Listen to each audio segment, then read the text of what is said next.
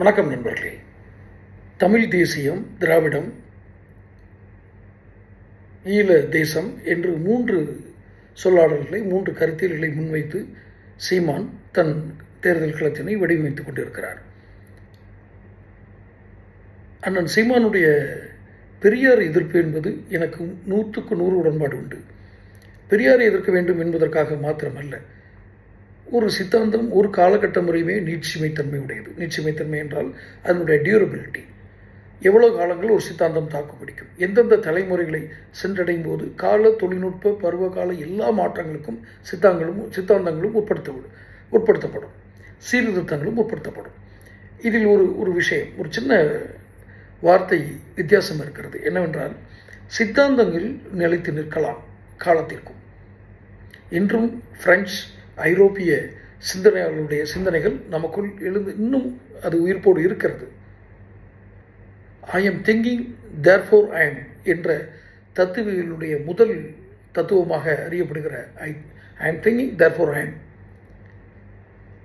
நான் சிந்தனை செய்வதால் நான் இருப்பதை உணர்கிறேன் என்ற ஒரு தத்துவம் அந்த தத்துவ கோட்பாடுகளுக்கு தலைமையாக கருதப்படுகிறது. அவைகள் காலத்தில் இருக்கும். காரணம், தட்ஸ் ஐடியாலஜி.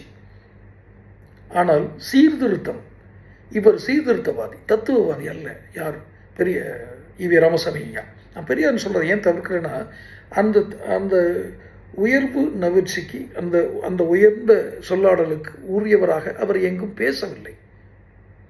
சித்தாந்தங்களை பரப்புவர்கள் எப்படி சொல்வார்களோ, எப்படி கூறுவார்களோ. நீங்கள் ஒரு விஷயத்தை பாருங்கள், அண்ணல் அம்பேத்கர் அவர்கள் பேசுவதையும் நீங்கள் கூர்ந்து கவனியுங்கள், பெரியார் பேசுவதையும் கவனியுங்கள். இவர் எப்போதுமே நெகட்டிவிட்டி தான். வீட்டில் கழிவறை எங்கே இருக்குன்னு தான் பார்க்குறது, பூஜை எங்கே இருக்குன்னு பார்க்குறது இல்லை. பூஜை கொடுங்க, கிச்சன் எங்கே இருக்குன்னு கூட அவர் தெரியாது. எந்த வீட்டுக்கு போனாலும் இங்கே கழிவறை எங்கே இருக்குன்னு பார்க்குறது, அது என்ன புத்தினே தெரியல. இவரை எப்படி இவருடைய சீர்திருத்தங்கள், இவர் சீர்திருத்தம் செய்ய வேண்டிய இடங்கள் இருந்தது, அந்த கால நிர்பந்தம் இருந்தது, அதில் செய்தவர்களில் இவரும் ஒருவர்.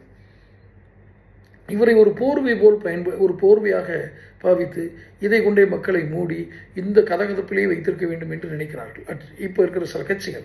அதனால தான் பெரியார் எதிர்ப்பு என்பது இதாகுது. சரி, இப்போ பெரியார் எதிர்ப்பு என்ற ஒரு ஒற்றை காரணத்திற்காக அண்ணன் சீமானை நான் உடன்பாடு என்று சொல்லவில்லை. இந்த தமிழ் தேசியம், திராவிடம்,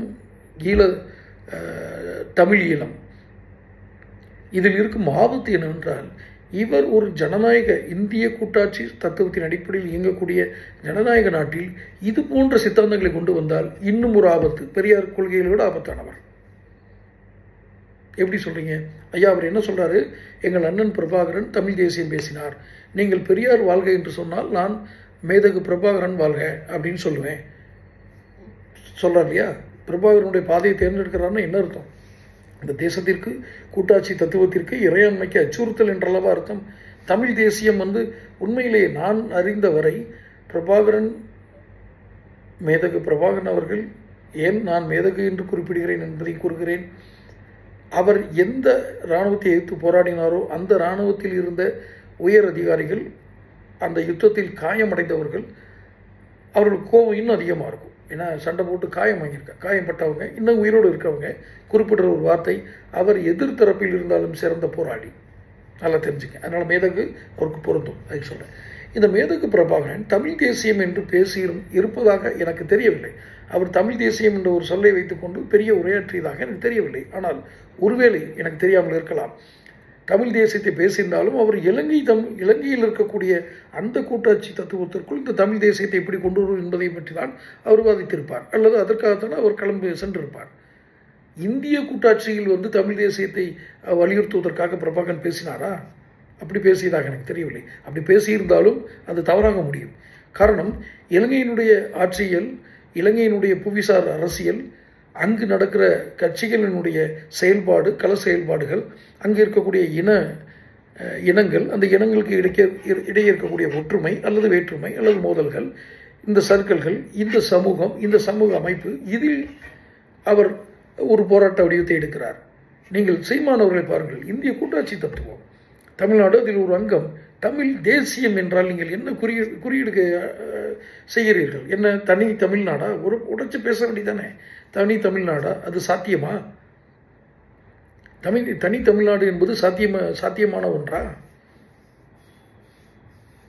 அது நீங்கள் கட்டமைப்பிலும் சாத்தியமில்லை, கொள்கை ரீதியும் சாத்தியமில்லை, சட்டபூர்வமாகவும் சாத்தியமில்லை. சட்டபூர்வமாக நீங்கள் இந்திய இறையாண்மைக்கு எதிராக பேசுகிறவங்களை எப்படி விடுவாங்க? சரி, கட்டமைப்பு என்று வைத்துக் கொண்டால் கூட நீங்கள் சுயமாக உங்களை நீங்களே நிர்ணயம் பண்ணக்கூடிய உரிமைகளை பெறுவீர்களே ஆனால் அதை எந்த அளவுக்கு பேணி பாதுகாக்கக்கூடிய கட்சி இங்கே இருக்கிறது? கிடைத்ததை இந்த இந்திய கூட்டாட்சியில் இருக்கும் பொழுதே கிடைத்ததை சுருட்டி கொண்டு ஓடும் அயோக்கியர்களும் கயவர்களும் எதை பற்றியும் கவலைப்படாமல் மக்களை சீரழிக்கும் ஒரு நோக்கம் கொண்டவர்களும் இங்கு ஆட்சியில் வந்து போயிருக்கிறார்கள், வந்திருக்கிறார்கள், இன்னும் களத்தில் இருக்கிறார்கள். இது போன்ற தேசம், இந்த தமிழ் நாட்டை சொல்கிறேன். ஒருவேளை உங்கள் கற்பனை உலகில் செய்து பாருங்கள். இது தனி நாடாக பிரிகிறது, தமிழ் தேசியம் வெளியுறுகிறது என்றால் யாரை பாதுகாப்பது? நீங்கள் இந்திய கூட்டமைப்பில் இருந்து தமிழ்நாடு ஒரு பேச்சுக்கு தான் சொல்கிறேன், I am not compelling that R describing. நீங்கள் இந்திய கூட்டாட்சியில் இருந்து தமிழ்நாடு விலகினால் எத்தனை துண்டாக சிதறும்? மேற்கு மண்டலம் என்று அறிவிக்கிற கொங்கு மண்டலம் தனியாகவே தன்னை பாவித்துக் கொண்டிருக்கிறார்கள் இன்றளவும் தமிழ்நாட்டுக்குள். இந்த நீங்கள் கிழக்கு மண்டலம்னு இருப்பீங்களா, ஈஸ்டர்ன் ரீஜன், கடலூர், விருத்தாச்சலம், அந்த ரீஜனில் சிதம்பரம், நாகப்பட்டினம், அவர்கள் ஏதோ தனி தமிழ்நாட்டில் வாழ்றது மாதிரி தான் இப்பவும் இருப்பாங்க. அதாவது தமிழ் தேசியெல்லாம் பேச மாட்டாங்க. ஆனால் அவர்களுக்கு ஒரு சற்று வித்தியாசமான நம்ம தென் மாவட்டங்களில் இருக்கவங்களுக்கு பாருங்கள், முற்றிலும் வித்தியாசமானவர்கள். சென்னை வாசிகளை தனியாகவே பிரிச்சிடலாம். இப்படி இத்தனை வித்தியாசங்கள், இதெல்லாம் நான் ஒன்றும் வேறுபாடு பெரிய ஆபத்தானதுலாம் சொல்ல வரல. இத்தனை வேறுபாடுகளுக்கிடையே இந்த தமிழ்நாடு ஒரு கூட்டாட்சி தத்துவத்தில் இருக்கிறது. நீங்கள் தமிழ் தேசியம், திராவிடத்தை அவர் எதுக்குறாரு, தமிழ் தேசியம், தமிழ் ஈழம், தமிழ் தேசியமே சாத்தியம் இல்லை. எந்த தமிழ் தேசியத்தை பேசுகிறீங்க? எந்த நாட்டில் வாழ்கிறவங்க வச்சு பேசுகிறீங்க? இந்தியாவா, இலங்கையா? இலங்கையில் இருக்கவங்க உங்கள் இதை ஏற்றுக்குவாங்களா? இலங்கை தமிழர்கள் ஒரு நாள் ஏற்றுக்க மாட்டாங்க. இவங்க வேறு விதமாக குரல் கொடுத்து அதை கொஞ்சம் சால்வ் பண்ணி வச்சுருக்காங்க. மற்றபடி ஒரு நாள் அவங்க இங்கே இருக்கிற தமிழ் நீங்கள் பேசாமல் இருந்தாலே நாங்கள் நல்லா இருக்கும்னு சொல்கிறது தான் அவங்களுடைய எண்ணமாக இருக்கும். முதல்ல ஆதரவு தேவைப்பட்டுச்சு. சில அரசியல் நிர்ணய உரிமைகளுக்கு, போராட்டங்களுக்கு இந்திய வம்சாவளி என்ற அடிப்படையில் இந்தியாவுடைய ஆதரவு தேவைப்பட்டது. ஆனால் இந்தியா ஒரு நாளும் மக்கள் உதவாது என்பதை எப்போதோ தமிழீழ விடுதலை புலிகள் புரிந்து கொண்டார்கள். அதனுடைய கடைசி நிகழ்வு தான் ராஜீவ்காந்தி படுகொலை. ஒரே நாள் இரவில் எடுத்ததல்ல, ஒரு நாள் இரவில் நடக்க சாத்தியமானதும் அல்ல. அது ஒரு மிகப்பெரிய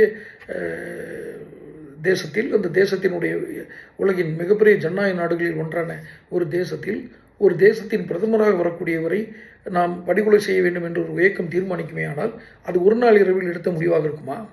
பல முறை, பல வருடங்களாக அவர்கள் தீர்மானித்திருப்பார்கள். என்ன அடிப்படையில்? இந்தியா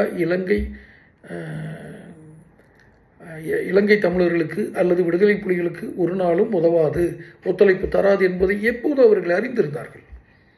அதனால் சீமான் ஒருவேளை அரசியல் 2026 அரசியலை கணக்கிடும் பொழுது தமிழ் தேசியம் என்ற வார்த்தையை கடந்துவிட்டு இந்த பெரியார் எதிர்ப்பு என்று வந்தார். அதில் நிறைய சேதாரம் இருக்கும், நான் இல்லை என்று சொல்லவில்லை. காரணம், இவர்கள் ஒரு உடைப்பதற்கு உடைக்க இயலாத அல்ல, ஒரு கடினமான ஒரு இறுக்கமான பாறையை போன்று இந்த மக்களை பழக்கப்படுத்தி வைத்திருக்கிறார்கள். இதில் அவர் வாக்குகளை இழக்கலாம் அல்லது வாக்குகள் பெறுவதில் சிரமம் ஏற்படலாம். ஆனால் இது காலப்போக்கில் மாறிவிடும். இவர் தமிழ் தேசியத்தை மட்டுமே கைப்பற்றி கொண்டிருந்தால் அது இவர் மீண்டும் அந்த வாக்குகள் சதவீதத்தை இழந்து அந்த கட்சி அந்தஸ்தை இழந்து விடுவார் என்பதுதான் என்னுடைய எண்ணம். சரியாகவும் இருக்கலாம், தவறாகவும் இருக்கலாம். ஆனால் பெரியார் எதிர்ப்பு தொடர்ந்து செய்வாரானால் இவருக்கு வெற்றி ஓரளவுக்காவது கைகூடும். பயப்படுகிறார்கள். யார்? திமுக அதை கண்டு அஞ்சுகிறது. அதெல்லாம் சும்மா வெளி பேசும். நாங்கள் 75 வருஷ கட்சி, நாங்கள் பார்க்காததா அப்படிங்கிறதெல்லாம் வெளி பேசும். உள்ள பயப்படுறாங்க. அதனால தான் அந்த கட்சியிலேருந்து ஆள்களை இழுத்து தன் கட்சியை சேர்த்துட்டு அந்த கட்சி தலைவரை ஸ்டாலின் முதல்வரே போய் மேடையில் நீங்கள்லாம் வந்ததுக்கு நன்றி அப்படின்னு எண்ணிக்கை போட்டு எண்ணிட்டு இருக்காரு. எத்தனை பேர் வந்தீங்க என்னென்னு. இந்த அளவுக்கு அவர் தள்ளப்பட்டுள்ளார் என்றால் அச்சம், பெரியாரிசம் உடையும் என்ற அச்சம் ஸ்டாலினுக்கு இருக்கிறது. அதனால தான் அவர் அத்தனை பயந்து அவரே வரவேற்கிறாரு. கட்சியில் வந்து சேர்ந்து உறுப்பினர் கார்டு வாங்கிட்டு போங்கன்னு சொல்லணும் இல்லை. 75 வருஷ கட்சிக்கு போய் இன்னமும் தேடிக்கிட்டு இருந்தால் அப்புறம் என்ன அர்த்தம்? ஸோ தமிழ் தேசியம் என்பது அத்தனை எளிதுமல்ல. அது நடக்கக்கூடிய கனவாகவும் எனக்கு தெரியவில்லை. காலம் பதில் சொல்லலாம். அதுவரை தொடர்ந்து சேனல் பாருங்கள், சப்ஸ்கிரைப் பண்ணுங்கள், நோட்டிஃபிகேஷன் பெல் பதிவு பண்ணுங்கள், பிடிச்சிருந்தா ஷேர் பண்ணுங்கள். நன்றி.